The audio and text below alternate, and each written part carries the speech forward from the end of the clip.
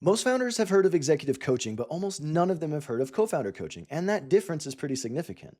Individual executive coaching sharpens individual leaders, but it does nothing for two individually excellent founders who are dragging a dysfunctional partnership behind them like dead weight. And unfortunately, most founders don't even know that this category exists, so they don't find this help until they've already paid in time, trust, and equity. Hi, I'm Dr. Matthew Jones, and I help co founding teams solve exactly that before it costs them their company. Now, when most founders come to me, most of them have already tried the things that they knew about. They've talked to the LLMs, they've had the direct conversation with their co founder, they've maybe read some nonviolent communication, they've leaned on friends, mentors, spouses, maybe even individual therapy, and none of those move the needle. And each attempt at trying to solve this just delayed the real issue without getting at the real mechanism that's breaking between them. Because what they were missing wasn't more information or individual insight. What they were missing was a specialized container, something that was built specifically to help navigate these complex and challenging dynamics between them and their co-founder. Co-founder coaching is that container. And so in the next few minutes, I'm going to walk you through exactly what co-founder coaching is, the four things that people often mistake co-founder coaching for, and help you understand whether or not this is something that could benefit you and your team based on your current stage. So, co-founder coaching is a structured professional engagement, and it's focused on the co-founding partnership as a relational system, meaning those patterns and habits that are running between you, not just what's happening in the business, although that's certainly an important part as well. And so it focuses on the patterns that you've built, those like communication patterns that are more ingrained, and how all of that functions within the specific context of your company. And so, in order to do this effectively, it draws on several different sources of background. So you have to have some familiarity with executive coaching, relational and couples therapy, systems theories, organizational psychology, and startup domain expertise. So the person that you're working with needs fluency in all of those different domains to be effective. Because if you just go to somebody who, for example, was an ex-founder, but they lack the relational context and those deeper interpersonal dynamic tools, that's not going to help you move the needle. Nor is going to a couples therapist who has no understanding of business, because there is a business here. So even if we work on some of the relational components, effective co-founder coaching always deals with both of these realities, both the relational dynamics that might be impacting business issues and the business issues themselves must be resolved. And so that skill set is relatively rare and it's hard to find. And that's exactly why most founders don't encounter that as an initial option once some of the issues are starting. And so they don't reach out until they're actually in a crisis. Now, just for context, co-founder coaching can run joint sessions where both founders are in the same room together. I think this is an important component of all all co-founder coaching work. And there can be, more of an individual focus, which in an ideal world involves sharing some of your own thoughts, stories, feelings, reactions to what was happening, and being challenged by the co-founder coach to identify your contribution to the dynamic. Or most often, I see some combination of the two, where there's some individual and some joint meetings.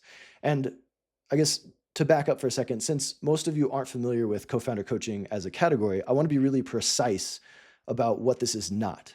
And I'm going to start with the mix up that I hear most often. So, co-founder coaching is not couples therapy. There is an overlap in methodology and some competence, right? Like couples therapy tends to lean a little bit more onto the personal and romantic relationship health, whereas co-founder coaching is more about the professional partnership that happens to carry these deeper relational contents. And so the goals are different, the pace is different, the scope is different, and the practitioner needs to be fluent in both of these worlds of those relational dynamics and business in order for this to be effective. And so I guess that's the first mix up. But the second one is a little bit subtler. Co-founder coaching is not mediation. So a mediator is a neutral third party who helps these two parties in conflict reach a specific agreement. And I guess in opposition, co-founder coaching is more of a longer arc. Like it tends to be an engagement that's focused on the relationship itself, not one single settlement or deliverable. And so there may be moments in co-founder coaching that look like having a mediated conversation inside of it, right? But a mediated settlement can get you through the current fight and have something very clear and ideally defined and concise on the other side of it. But it doesn't do anything to stop the next fight. And so founding teams often need longer term solutions, not short term agreements. Although I think mediation is by far the most effective type of process and container if you and your co-founder are, for example, headed towards an exit. That can be super, super beneficial. Now, the third mix up it doesn't really have to do with the method as much as it does who's actually most equipped to help you as a support system. So a co-founder coach is not a business advisor or a mentor or an investor. So a business advisor tends to bring domain expertise and they can help you make better calls on product, market, strategy, those kinds of things, but they're not equipped to do the relational work on the deeper layers of this founder partnership.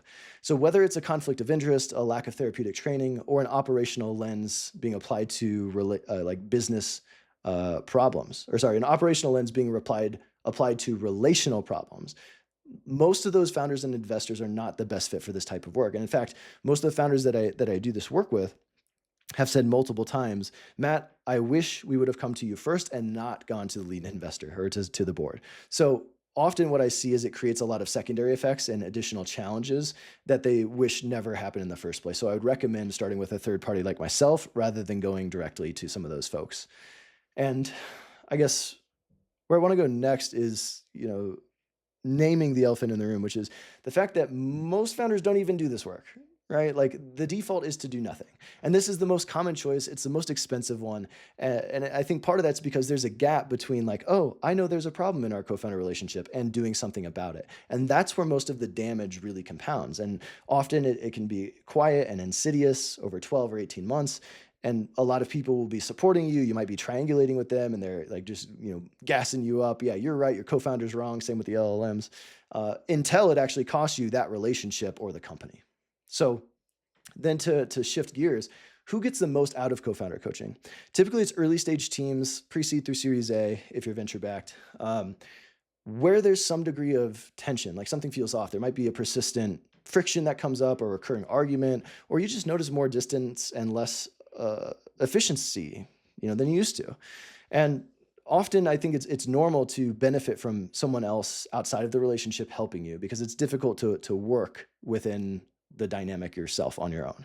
And I also think teams who are in an inflection point are teams who really benefit from this type of work. So if you're scaling, fundraising, restructuring roles, or you're just aware that your current mode of operating is not going to help you get to the next stage of growth, this is exceptionally beneficial. And so that's where, again, Series A, Series B, especially as you start to scale and hit growth, that's exceptionally important.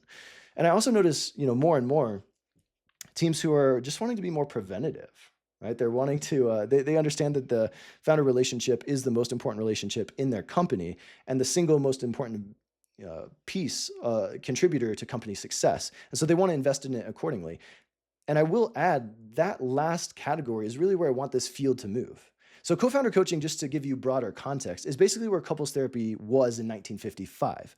So there's a real need to do this type of work, and there's a small number of serious practitioners providing it. In this case, in co-founder coaching, there's about 40 to 50 internationally, people who specialize in this. The problem is that the field hasn't caught up yet. So there's no training institute, there's no like best practices or standards quite yet.